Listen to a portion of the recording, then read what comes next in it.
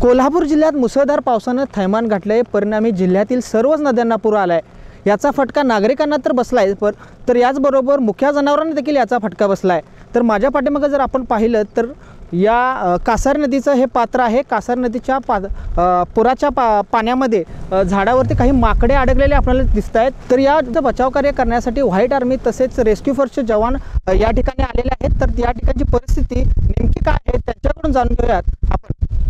काय सांगाल या वाहनांना बाहेर काढण्यासाठी तुम्ही आलाय, नेमकी परिस्थिती कशी आहे इथली? सर, या ठिकाणी कोल्हापूरच्या आपल्या नद्यांना सर्व पूर्ण पावसामुळे पूर आलेला आहे आणि जनजीवन विस्कळीत तर झालेलं आहेच। त्याचबरोबर या ठिकाणी वन्यजीवांचे सुद्धा प्रॉब्लेम झालेले आहेत।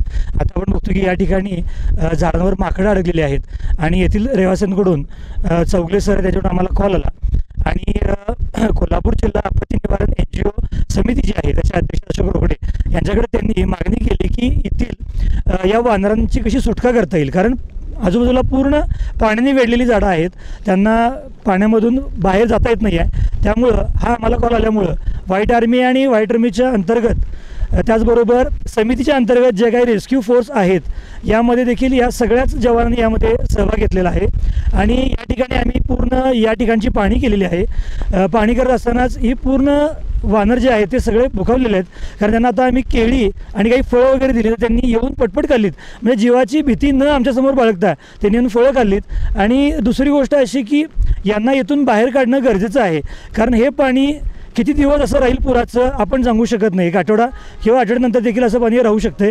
त्यामुळं यांना बाहेर काढणं गरजेचं। याच्या मागे देखील आम्ही 2-4 वर्षामागे असं आम्ही माकडांना रेस्क्यू केलेला आहे, तर त्याचा आमचा अनुभव आहे आणि त्याच अनुभवाच्या माध्यमातून आम्ही या ठिकाणी सगळी रेकी केलेली आहे।